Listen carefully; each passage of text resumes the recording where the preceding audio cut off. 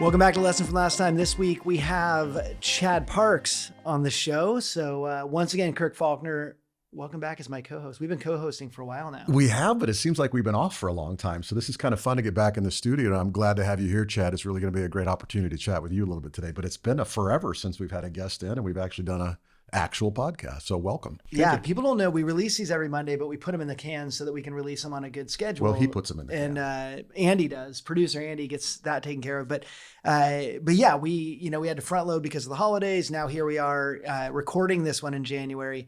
Chad, I got to tell you, you are a person who I probably should have known a lot earlier and spent more time with. I went golfing with a buddy who's in the mortgage industry this week, and we were talking about in this industry, you're like one step away from everybody. And when you don't know somebody that well, and then you find out, you're like, how do I not know you better? Like, it's kind of funny. So you've been around, you're in our town. You have been in the mortgage industry since 2005? Yep, 2005, September. And why did you make that decision? It was good timing at the time. Yeah, right? No, I mean, I had been in sales I actually started with my family's office furniture business. We had a third generation office furniture store here in town. And I grew up, putting chairs together and helping them assemble furniture on the weekends. And so I kind of understood it. In a roundabout way, I was complaining to my parents one day about this high pressure sales job I'd kind of fallen into. And I was complaining about it. And they said, why don't you just come sell furniture? And I was like, okay. And so I kind of got into selling furniture, and I realized very quickly that if I had good processes and systems and I reached enough people, that I could get to a place where I could make a lot of money. And, as a 19-year-old, I, had a very successful first full year. And so I kind of got hooked on sales. And then we started growing, and we bought a truck, and we got a warehouse, and I kept pushing and pushing and pushing. And one day they came to me and said, enough, we don't want to grow anymore. Like, this is our little business. We don't want it to be a bigger business. And I have to be honest, that kind of set me back, because I'm very much a growth oriented person. It's not so much about money, but I want to know what's next. What's the next big thing? How mission. Yeah. How do we build on this? How do we grow? I get adrenaline from the pursuit of growth. And so that was really a tough thing for me. And so I looked at the business I was in, and I said, if I was going to go into something else, what would it be? And I decided right away I wanted something that I didn't need to receive the product. I didn't need to warehouse it. I didn't need to assemble it. Those are all constraints that I was dealing with in the furniture world. And so naturally it came into real estate. And so initially I got in as a real estate investor, bought some properties, started doing lease options, and had a partnership, and we did a number of things. And essentially I got into the mortgage business because I got frustrated with the originators at the time. The ones that knew what they were doing were so busy they wouldn't return my phone calls the same day, which is like my biggest pet peeve.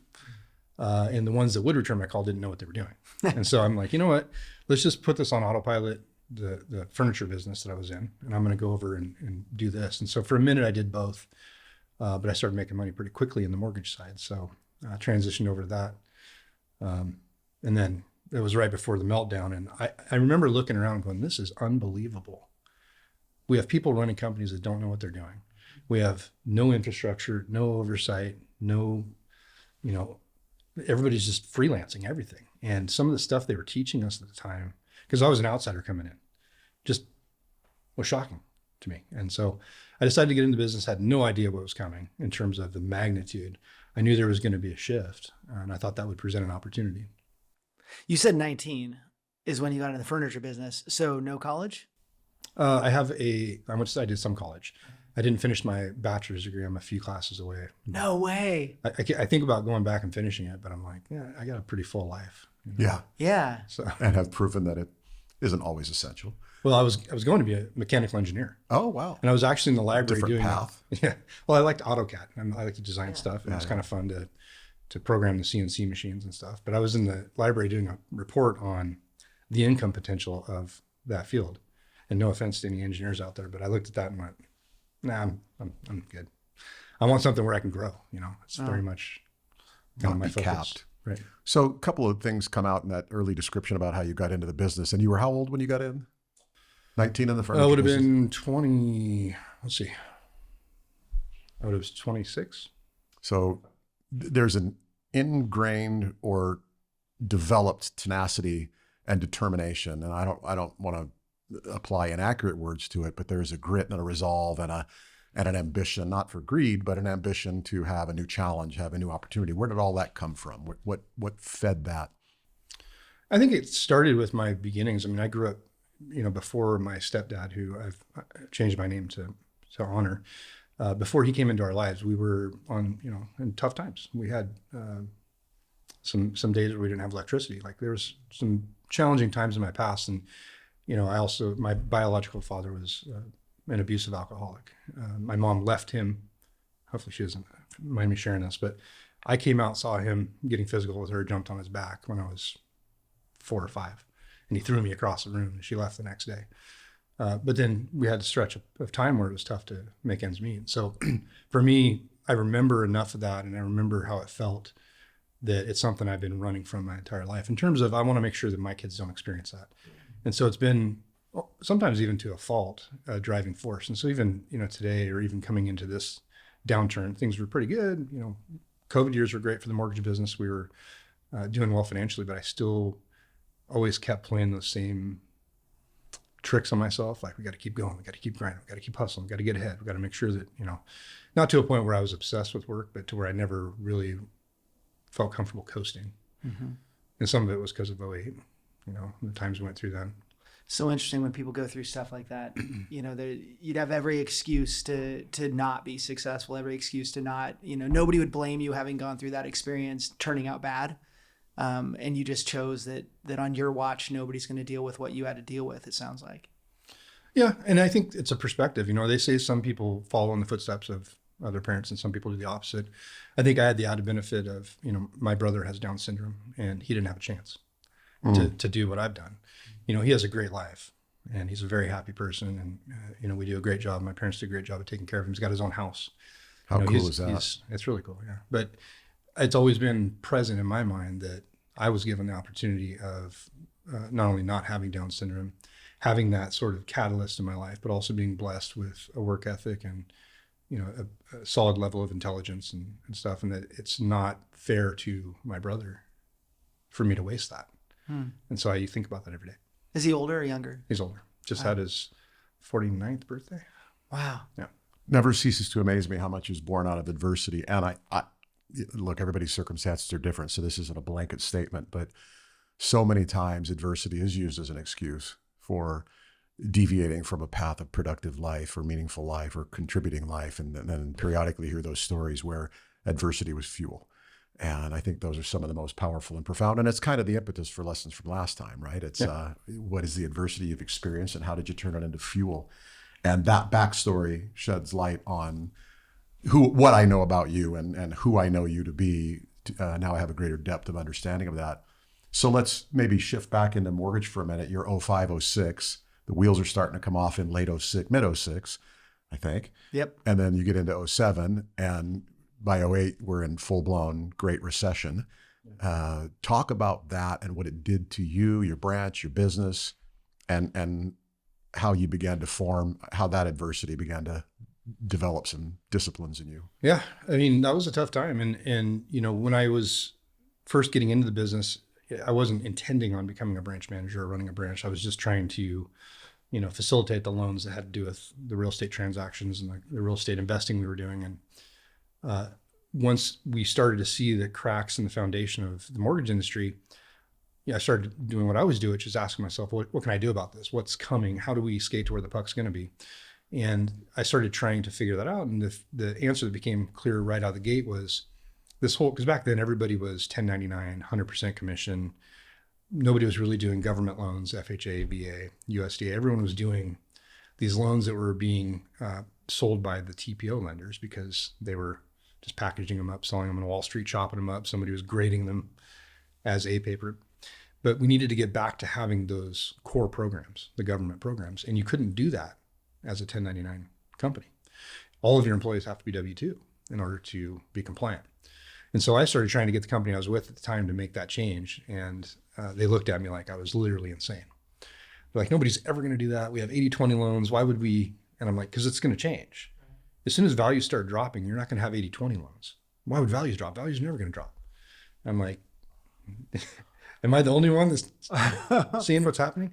So I started trying to get that set up. And then there was that day when everything seized up in the industry, and the mortgage implodimeter or whatever it was came out. And every day we're checking it and trying to see if all the companies we broker to are still in business. And we would have deals that had signed that didn't fund because the company went out of business. And so again, trying to figure out what to do. And I realized at the time I needed to get my FHA endorsements and all that stuff. And I was working hard to try to get my net worth to the minimum requirement. And then they raised it, and then they raised it again. And it was like, oh, I can't catch this now because I'm not making as much money. And so I ended up joining a company out of Texas. At the time it was called First Houston. And that's where I spent most of my time riding out the toughest times in this business. But we had to join with them because they had the endorsements. And that's how I got into the retail side of mortgage lending. But yeah, that was a tough time. And it formed a lot of deep lessons that we still adhere to today. And I think it's great you guys are doing this segment. People need to hear this stuff. It's funny. We can't tell you how many people have sat in that chair and talked about their own experience. And they're all very different with some overlap, of course, but because we're all in the mortgage business. But it's fascinating to hear these stories and different flavors of stories that are maybe similar, but bring so much different nuance to light. So what were some of those specifics? What were the teeth getting kicked in moments that you really felt like were driving home critical needs for change for your own way of operating your business? Well, in the very beginning, it was, again, I wasn't necessarily going to be in the branch management business. And the reason was at that time, it was a revolving door and we were all in a competition just to out recruit the people we were losing. And if you didn't give your loan officer everything they asked for, they would go in the same building down 2 doors and get a job somewhere else. And so I looked at that and said, that's not really a business I want to build. And so I didn't have any interest in the beginning, but when the Dodd-Frank Act came out and they started changing some of the rules and they made it more difficult to get into the business, they created, a barrier to entry. They created the LO comp rule, which right-sized the revenue between the company and the loan officers, making it more advantageous to build a business. I remember that happening, and I went home and talked to my wife, and I said, hey, I know this has been really tough, and it's going to be tough for a while, but there's now an opportunity because they're creating an opportunity for us. The people who survive this are going to be, sort of grandfathered in as the elders in this business, and they'll be the ones that can run successful branches if we can just survive. And I remember thinking going into that downturn, oh, we got this, I had something like, 30 grand in the bank and I thought I was rich, and I had a bunch of real estate that had equity and I thought I can just sell it, and then everything went. And then you couldn't sell anything. Yeah. And by the way, we had lines of credit, HELOCs on all the properties we had equity in. And so I'm like, I've got all this money, I'll just, and then every day I was getting letters closing those HELOCs I'd never drawn on. They just said they're closing. And you still maintained a good credit rating. Yeah. And they were just closing those lines. Remember when they closed right all and the left. HELOCs? Right. You're And like, they but were I have lowering, access to them. You're like, no, you don't. They were lowering people's credit card limits who still had 780 credit scores or better. And just. And as somebody who was in the mortgage business, even though I'd only been in for, a couple of years at that point, I'm embarrassed to say I didn't know they could do that. And so I was counting on that equity because we never took a dime out of our investments. We just kept parlaying it. We wanted to build an empire, and so we went from, being in pretty good shape to being bankrupt because we were overextended, we were over leveraged, and we couldn't move the properties. And so we shifted our focus after that conversation to focusing on the mortgage business because I knew that when we came out the other side of it, didn't know how long it was going to take or how hard it was going to be, that there would be an opportunity to make a lot of money between that stretch and the next. And then once we made that commitment, it was just a fight for survival. And it was the toughest season of my life, trying to get through that without, making my kids move out of their school and go to, we lost our house because it was collateralized against the project we were invested in. And we had to try to stay within the school district we were in. And sometimes there was only one house for rent. And so we just took it to keep our kids as consistent as possible. But I think the main thing I learned going through that was you're never as prepared as you think you are for something that's out of your control. I thought that I could just outwork and out-hustle. Wait, can you say it again? It sunk in with me, and I want you to say it again so it sinks in with everybody. You're never as prepared as you think you are for things that are outside of your control. I love that you added that second part. I was arrogant when I was younger, and Kirk probably remembers one of our first altercations.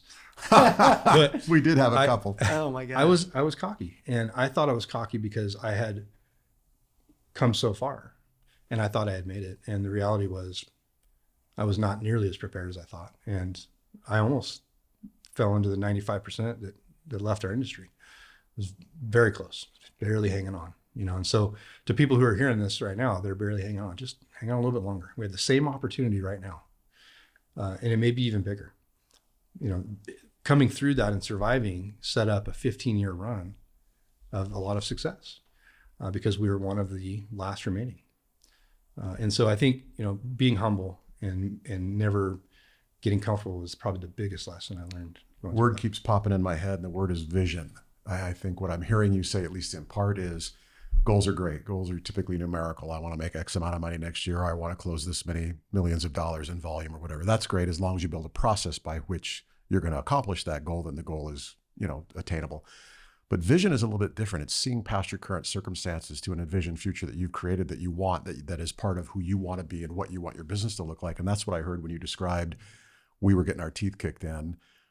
But I talked to my wife about, we just got to hold on a little bit longer, because when it changes, because it's exactly what markets do, it may have been deeper than most ever before it, but this is what they do. And barring another Great Depression, there was going to be a turn. And when it turned, it was going to be a time to flourish. And you saw that, and that became one of your driving motivations was to hang on. Do the right things, keep working hard, and hang on. Yep. And then I also, as we start coming out the other side of that season, which, by the way, I think we're coming out the other side now. Certainly feels that way. Yeah, I think we're there, and it's exciting. Yeah. But coming out of that, that season in 08, 09, I remember thinking, taking that big breath where you're like, okay, we've made it through the worst. We're not done, but we're through the worst of it. But then I remember immediately going, we got to get ready for the next one, because this will happen again. And I don't want to be the guy the next time that's just barely hanging on and that's selling everything and scraping together, trying to figure out how we're going to survive. I want to be the guy that's playing offense next time. And so while I thought that season, the one that we're in now, was coming in 17, and then I thought it was coming in 19, and that, I just kept preparing because I wanted to make sure that when everybody else was hunkering down, that we were in a different place. Not just in the mortgage space, but also, like, I remember in 07, 08 telling people, everybody I knew who I had no credibility with because I was in the real estate world. But I said, guys, you got to buy bank stocks. You got to buy the auto stocks. These things are beaten down and they are not going away. And I was trying to tell everybody I couldn't do it. And I remember how frustrating it was to not have any money to be able to invest in these stocks that were beaten down 80, 90%. And so, I wanted to make sure that I was able to, not just from a mortgage standpoint, but from my personal, my family standpoint, to be able to be in a position to take advantage when there was another change. And so that's kind of where KFA comes into the fold, if you want to transition over to that. But as we came out of COVID, actually in 2019, let me back up, we were just starting to launch our marketing side of Cardinal. I don't know if you want to talk about the branch build and all that, but we never really focused on marketing as a company. Well, I think the branch build, at least it's interesting to me, and I think because of our audience, it's going to be interesting to them, the way you have designed and created your branches with efficiencies in mind and with maximizing the loan officer's highest and best use is something that is different. And it's different because of something you said earlier.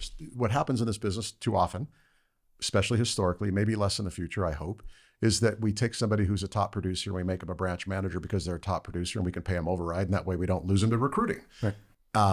And maybe they actually manage. Rarely do they lead. But you created a model that's kind of radically different than that.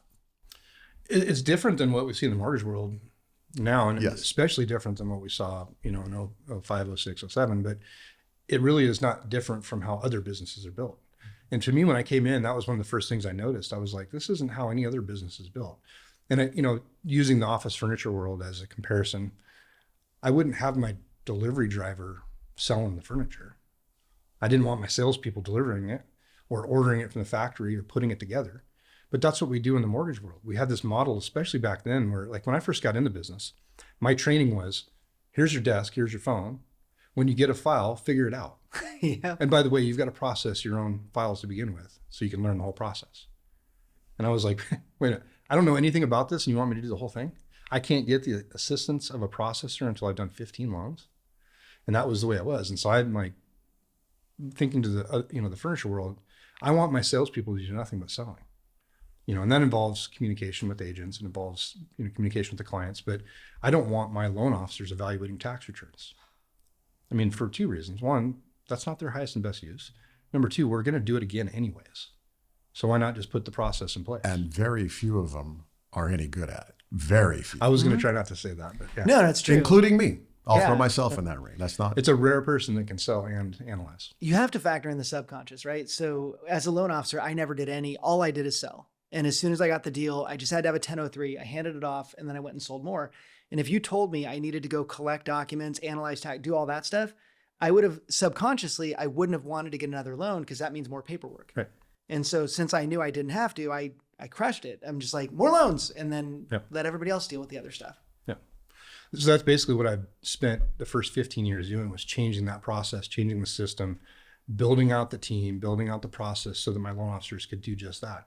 And it took a lot longer than I thought. And the reason it took a lot longer than I thought was most of the people who came to work for me over the years worked somewhere else first. And they developed a lack of trust because of all the challenging situations, all the prior to funding conditions, the deals that didn't fund on time, all the different things that happened on the mortgage side, to where they felt the need to babysit that file every step of the way. And it took some time to build enough trust for them to go, I know you're better at this than me. So I got the deal, you make it happen. And now that we're at that place, the reason why most of my team have been with me so long is that they covet that, because they know, and right now it's tough because business is slow, right? But in a normal market, they know that they can outproduce what they would do anywhere else because they can spend all their time selling. And they know that when they bring a deal in, that we've got some Navy SEALs working on that file. And we've got a process that will alert them if there's any kind of issues. And, everybody talks about being fast and all that, but we would close loans in 5 days if it wasn't for the loans. Yeah. And that's why we joined Cardinal, by the way, because they have their own proprietary system that's automating much of the process.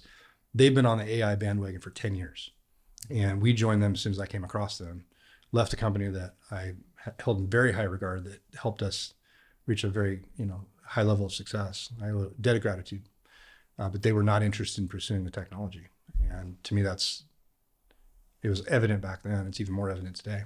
You have to be with somebody who's going to automate the process, because the mortgage business, as you know, Kirk, is very labor intensive. Mm-hmm. 90% of our overall cost structure is labor.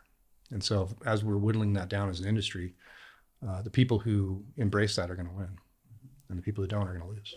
If you are watching this podcast and you're in the mortgage industry and you haven't checked out the Knowledge Coop, you definitely need to dive into the Knowledge Coop.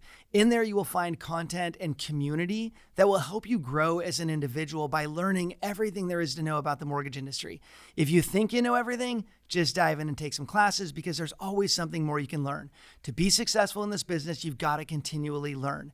In addition, if you're a company and you want to teach your people in your own environment, we've got that in the Knowledge Coop Enterprise Services. So reach out to us, check out knowledgecoop.com.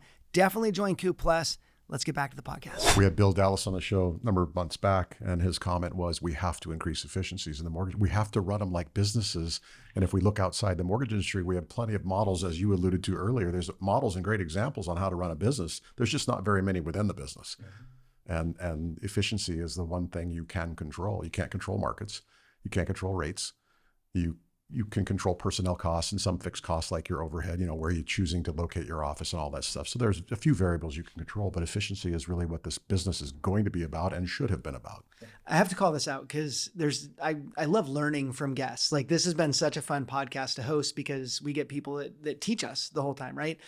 You came from an industry that was not mortgage or real estate. And so and a family business. So you actually saw a business operate. You took those lessons from what you learned about how to run an actual business. And when you got into the mortgage industry, you didn't fall into the way we do things. And I think people who've been in mortgage a really long time, mortgage just doesn't do it right. Like, in mortgage companies, they don't operate effectively. I mean, it's a real mess. And you didn't say, I'll just do what everybody else is doing. I mean, even when you left that job, the 1099 situation, you're like, no, this isn't how you run a company. And you use that skill and knowledge from what you had learned in another industry to build the right kind of company. I think that's there's something That's there. certainly what we're trying to do. It's been a challenge though with, some companies, it's like a square peg in a round hole for them because they're not used to it being that way. And so the companies we've been with, it's only been a few, they were selected because of their ability to adapt to how we want to do it. But a lot of companies don't. In fact, one of our prior companies, I was actually processing loans for a long time because I wanted to learn the entire process.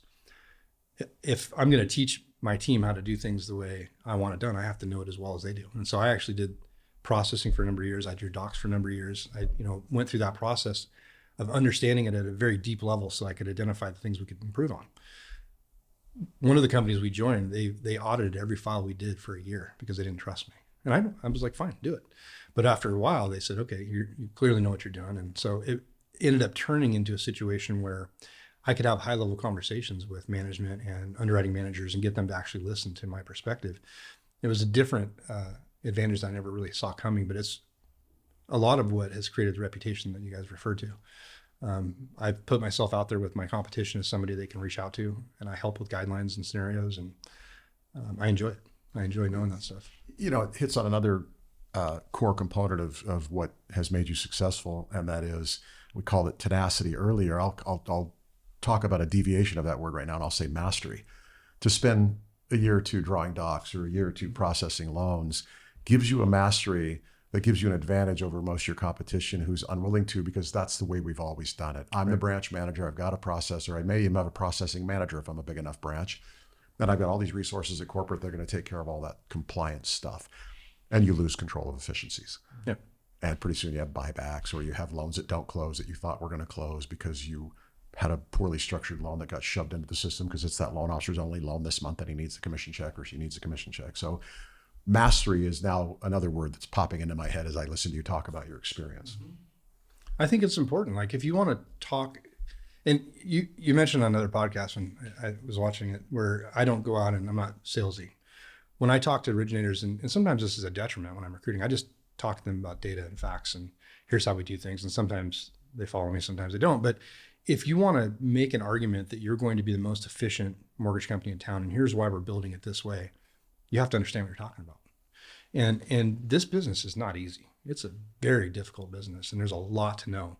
There's a lot of pitfalls. There's a lot of things you can step in. There's a lot of mistakes you can make. I mean, buybacks, you mentioned, that can get expensive very quickly.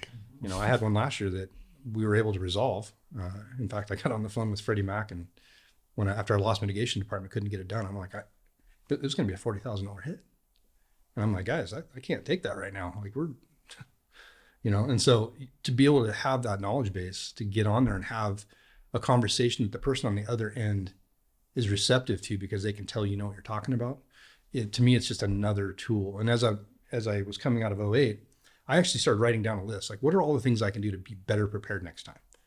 And it was everything from saving more money to understanding the guidelines, to understanding the process, all the way down, even to where, I spent time coaching my loan officers on, guys, you're making a lot of money right now, but don't take credit for it. It's not you. It's the market. Rising tide. And that market's going to slap you one of these days, and you need to make sure you're ready for it. So save, invest, put money, And so that was on the list. And I'm not trying to take credit for that. They'd made their own decisions, but it was one of the many things I put on that list because I was like, this is going to happen again. Well, you can't take credit for it because you're right. Everybody makes their own decisions, but you can provide leadership, which is exactly what you did, which is a big component of what's missing in a lot of operations is the absence of leadership. That's right. Management happens frequently, maybe, but management's a different component than leadership. And I think there's a master class going on right here in how to build a mortgage business. We talked about this before, and I hope it's okay to say it on the podcast, but Chad's one of these people we want to have come back and do some content for the Coop for some of our clients to talk about building efficient and effective branches, leading loan officers effectively and successfully. So we're looking forward to some ongoing conversations with you in the future. Sure. I think it's interesting too, diving into your past a little bit, where you had gone through pain. You seem, when it comes to like fight, flight, or freeze, you seem like a fight guy. Mm-hmm. Is that fair to say? 100%. So you see a challenge, you're just like, we're going to have to battle through this. Like you lean forward. I'm thinking about that. Is it a bison that runs towards the storm? You're just like, all right, let's go. And I got to think a large part of that is protection of the people that trust you and count on you.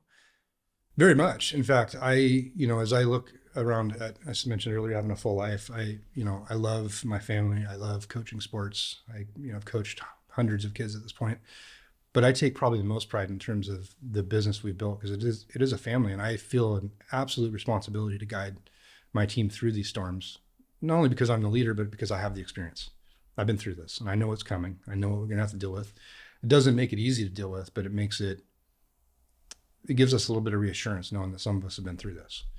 And this downturn, they tell me it's worse than the last one. It doesn't feel that way to us, but maybe that's the preparation. It's been very difficult, not to minimize, but I'm very much a fight.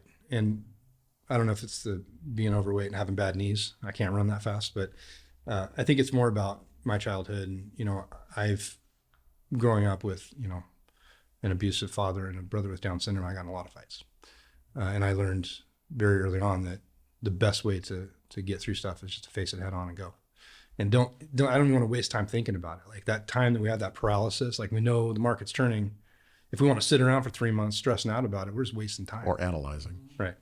Let's just find it, go right at it, and let's get through it. That's a good segue into KFA, because that started when? So we started initially ramping up the marketing. So I had gotten the operations side where I wanted it. My operations manager, 𝗪𝗵𝗲𝗀𝗀, got to a place where he was clearly better than me at what I was doing. So I gave it to him and I said, okay, now I can start focusing on marketing. And at that point we had only really, brought on agents that work with us one at a time. They give us a chance, then they give us a chance. We perform, they see that we perform. And then over time we build loyalty with them because we're consistently performing. We didn't really have a great outreach program to try to attract attention from the real estate community. And so we started working on this in 2019, towards the end of 2019. And then COVID came along. Wow. And I went, okay, hold on. I don't know what's going to happen. There was that panic in the beginning about, is everything going to come to a screeching halt? So I spent some time trying to figure out how to bring in mobile signings and Zoom, all this stuff. And then all of a sudden we look over and business starts picking up and rates start dropping. And I'm like, what? Okay. And then all of a sudden we didn't have enough support staff to handle the business. So I moved back into processing. I processed loans through all of COVID just to handle the volume because I didn't want to, You're the branch manager. Yeah. And you're like, move over, hold my beer. I'm going to start processing these loans. Let's do it together. We got to roll up our sleeves. That's what it's going to take right now. So put the marketing back on hold while we dealt with the volume surge that we got through COVID, which was a blessing. And then as we started coming out of it, I said, okay, now let's get back to what we were doing. And just by happenstance, the timing worked out where my son Dayton, who's been a real estate agent, for about 7 years. He started when he was 18. He had kind of transitioned out of being an active agent and working more on wholesale deals and flips. And we'd done some together just kind of as a side thing. The timing worked out where he was like, I kind of want to get into some different stuff. And we started talking about Cardinal and we started talking about marketing. And we just started, we had this day where we just sat there brainstorming and riffing. And we had that, it was really a cool moment between us because we started clicking and we're like, dude, maybe we can work together. Like when he was younger, we were both like, maybe this isn't a great idea. Yeah. But now we have a great synergy that has been really fun to over the past 15 months that he's been with us. And we were sitting around one day and we were talking about marketing and it was the normal stuff about programs and products and how do we get, and I started complaining about how quickly the mindset in our business had changed. And I'm a big mindset guy. I spend a ton of time developing my mindset, trying to get people I know to work on their mindset. And Dayton and I were sitting around talking about the negativity in the cloud and all the people and I'm like, God, I can't deal with this. I'm allergic to it. And it's funny because his timing was perfect. He said something to me that I had said to him many times growing up when he would face adversity, whether it was, getting cut from a basketball team or something going on at school or whatever. I would say to him, it's always the same question, Dayton. What are you going to do about it? That's the only thing that matters. We can talk about it all day. We can complain about it. What are you going to do about it? And so as I was sitting there complaining about the mindset, he threw that back at me and said, what are you going to do about it? And I was like, okay, I don't know. Let's talk about it. So we started and I have this bobblehead sitting on my desk that's my employees got me. That's me pulling my shirt open that says KFA. And KFA was a term that we've had for 15 years in our office. When we first left the 1099 model and went to the W-2 model, they wouldn't let me put all of my staff on salary. They had to be hourly. And I was frustrated by that because I don't want to keep track of time cards and stuff. And my mindset's always been, when we're here, we bust ass and we get everything done. If you get everything done and we're caught up and you want to leave early to go to your kid's soccer game or whatever, cool. Family first. There's going to be weeks where you only work 30 hours. There's going to be weeks when you work 45. Your base pay stays the same. Your bonus is based on our profitability. And so I want everybody to be pulling in the same direction. That was one of my very first core tenets of starting a business. I'm not going to have the most important people making the least amount of money. That's ridiculous. We need to all be incentivized to succeed in a compliant way, and make sure we're not giving people the opportunity to do things they shouldn't. But as we were sitting around having the conversation about the switch from salary to hourly, I said, guys, I want you to clock in for 40, even if you're not here for 40. As long as you kick effing A while you're here, everything's good. So then I shortened it to KFA so I wouldn't be cussing. And it turned into it was kind of a rally cry at that point. Everybody's like, yeah, KFA. And then we started ending all of our meetings saying KFA, KFA. So now every time we end a pipeline meeting or a sales training or whatever, it's KFA. That's our exit. And so they got that for me one day. And so we were sitting there talking about it. And it's like, why don't we put on a summit? Let's just bring in people. Let's get the atmosphere. Let's just throw something together. And then it's like, what should we call it? Well, KFA, of course. So that's what started the KFA. What year, what month was that? We had our first event in January of 23. We started planning it. So January 27th, we started planning it. We made the decision that day. It was 58 days prior to that. And we threw together that event, which had 350 people.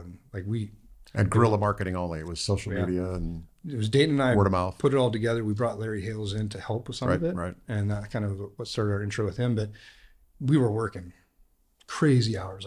We didn't know what we were doing. And we didn't have any idea that 58 days wasn't enough time. So now we've learned some of those lessons. But KFA started off as just a beacon of light. We want to get everybody pumped up. We're now in the process of transitioning that a little bit. Our next annual event is going to be April 15th. And by the time this podcast airs, you guys will know we're flying in Ryan Serhant. No way. Yeah. Nice. So we're going big on this one. And Wow. This is, when I talked about playing offense earlier, we've been holding this powder back, waiting, to that moment when we feel like the market's going to shift and let's go. We're bringing in several other people that you're going to know as well. It's going to be the biggest real estate event Clark County's ever seen. It's probably bigger than anything that's been in Portland. Okay. So 2023, beginning of 2023, if I remember correctly, because it's only 2024 now, horrible time for the mortgage industry. Rates are incredibly high and going higher. Everybody's in freak out mode. Some people are wondering if they're going to make it. Some people are leaning back and going, I don't know what to do. Some people are pulling up Indeed looking for jobs. What if this mortgage thing doesn't work out? What am I going to do? Some people are taking signing bonuses to go elsewhere where they might be able to at least make a guarantee and somehow survive. And you're like, let's do a giant seminar and talk about rocking right now and doing the best we've ever done. That is not normal. I mean, nobody else that I know by the of way, did that. Choosing to bring value to a obviously tangent industry, but one that's getting its teeth kicked in just as bad as we are, with no inventory and prices escalating rapidly. And Right. let's go bring value in a time where we're not going to get reciprocity out of this. And you didn't call it give us survive. back. You didn't call it stay above water. You didn't call it hang in there till it gets better. Yeah. You went the exact opposite of normal. Yeah. The subtitle was Together We Rise. But it was an interesting thing because people in the beginning, when we first started putting it out there, were like, why are you doing this? Yeah. And aren't you supposed to be sad like the rest of us in the world? And some people were like, I'm not into that, the whole rah, just get us motivated. And the people who showed up realized that, there was some motivation, but there was a lot of tactical stuff. And then subsequently, we've done some smaller quarterly events, which were all tactical, where we brought in the people who are winning right now and they taught what they're doing. They actually showed. Yeah, right. Here's what I'm doing right now that's working. And they were open book with people. And so we've turned that narrative from kind of what are you guys actually doing? Is this a sales pitch? And we were very conscious of that first event, especially making sure that we didn't over promote Cardinal. We were the presenting sponsor, but we didn't present from stage. We didn't run commercials about us. We ran commercials, for the sponsors who helped pay for the event. But we wanted to make sure that we were very clear that this was not about Cardinal. This is about us trying to help our friends. And obviously there's an ancillary benefit of getting some name recognition and association. But it took a little bit of time, but I think once people came to the event and saw that we were authentically trying to provide value, without asking for anything in return, it really created a wonderful opportunity for us to get to know a lot of people and to get to meet people. And, eventually, Larry Hales approached us and said, I love what you guys are doing. I want to come be a part of this. And I was like, okay. Like, I couldn't believe that. I remember that day he came in and he said that to me. I was like, clear my schedule. We're going to sit here right now and work this out. Because who better to put on our team than the guy that runs marketing for the entire county? Like, has been engaging with loan officers and realtors for his entire career and done it at a high level. He's brilliant. Yep, he is. And we hope to have him in that chair before too long. Oh yeah. So funny random thing. This morning I sent, I have a friend who just lost a friend, and we connected on video with me and a couple of my friends. And I said, it's got me thinking about funerals. And you had a dream the other day about weird one. Yeah. Yeah. And I've been thinking about funerals because my friend just went to a funeral, and I sent this video and I said, I want the biggest funeral ever. And I want it to be this awesome party because I want my death to be exactly as my life is, which is connecting people. And it wasn't about them showing up for me. It's about them being together and being able to get through stuff together. And what you didn't just give them hope, didn't just give them some tactics and also a little motivation, but you put them in a room with people that they have common experiences with, gave them a chance to network with each other and walk away from that going, maybe I can make it another day. So the power of that seminar for humans who just are around each other is enormous. I just watched the video we released, the podcast of my podcast. I watched a clip of it that talks about isolation. And so anybody that wants to put people in a room and like help them get to know each other and grow together is awesome. Yeah. Like, that's super cool. Yeah. I mean, COVID made it even harder. Sure. For sure. Did you have people say, why are you doing an event when, I guess it was 2023, so it wasn't. There's a little bit. Like, there were some people who were like, I'm still not comfortable coming around. But for the most part, it was like, it's so awesome that we're doing this. And the best initial feedback we got from the groups, or from the masses, I should say, was it's really awesome that you guys are doing this in Clark County and not making us go to Portland. Yeah. And that has been something rare that stuck too. with us. Yeah. And it's actually a challenge this time because now that we are going bigger, there's not that many venue spaces over here. So we locked down the Hilton Convention Center. So we're going to be, locking that down. But we're excited about this. We're excited to be at a place where we've taken some steps out of, just trying to be helpful and provide encouragement.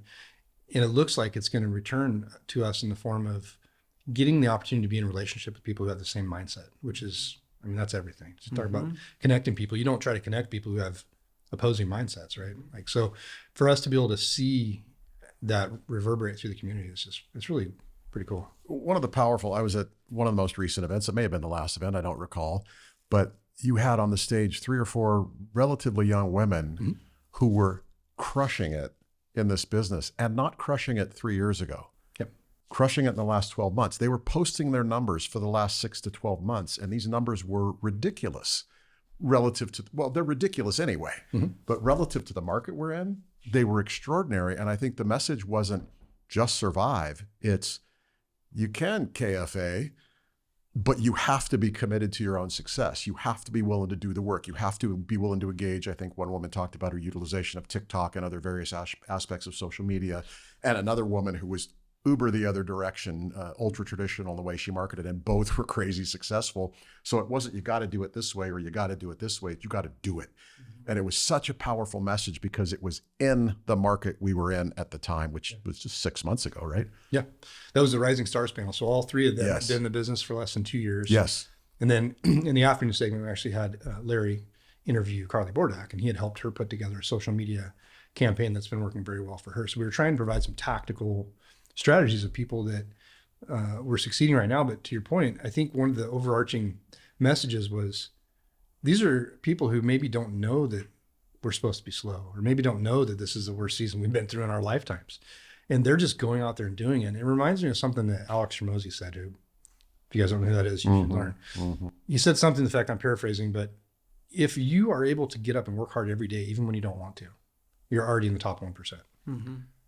And so I think about that every day, especially on the tough days. Like, if I can just go today, I'm already in the top 1%. And when you look at some of the people that we had on that stage, they grind. They're grinding. Now, maybe it's because they haven't been doing this as long as us and they're not tired yet. Yeah, they're not jaded. war-torn. They're not jaded, but also they just didn't, you talk about mindset, they just didn't choose to believe that I'm going to get my teeth kicked in. They just chose to believe that I'm going to be successful. And their success is relative to the market. They would imagine what they would be doing in a normalized market or a strong market. I mean, they'd be crushing it beyond measure, but still the numbers they're putting up, any realtor would take. It was really extraordinary.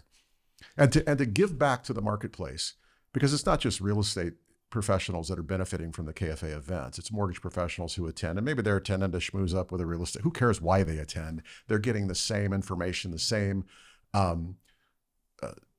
strategies and tactics that don't have to be directly applicable, but the philosophy or the principle behind them are directly applicable to anybody in any industry. It's just really a profound thing to choose to give back at a time like this in a market that we're in before it turns to make a difference for people that you work shoulder to shoulder with, who refer the bulk of the purchase business that comes our way as mortgage professionals, real estate agents. It was really be the change you wish to see in the world, right? There you go. Like you weren't going to wait for somebody else to motivate you. You're going to get out there and be that change. It's doing something about it. Like, you sit down and complain about it, we can get up and do something about it. But I think one of the other things too, and I give Dayton all the credit in the world for this, he over the years introduced me to Vaynerchuk back when he was first coming up, and Alex Ramosi kind of follows him, and they both have a similar philosophy in that, goodwill compounds faster than anything. And if you give value without expecting anything back in return, and then you give more value, and you give more value, and you give more value, and then you wait, and then you give more value, you just keep giving value. Pretty soon you build reputation, you build sort of a dynamic with people where the law of reciprocity just kicks in on its own. And it's not that I expect everybody to give back, but I feel like if I do enough to help other people, the universe will take care of us. Yeah, they will give back. It might not be in kind, but it doesn't really matter. You're going to get what you need. You're going to get what you, you're going to get what you need. There's a good book called The Go-Giver that Tim Sanders wrote. That's so good. Same concept. Yep. So how can people get a hold of you if they want to find out more about KFA or more about you or more about? So we've got the KFA Club on Facebook, and we just redid our website. Dayton Parks, he's the man. He's the one running it. He's really doing a fun to great watch. job. Yeah, it was impressive to see him alongside you on stage and articulate, intelligent, in control of his environment. Yeah, I get to watch the two of them, Dayton and Larry, work every day, and it's awesome. It's like magic.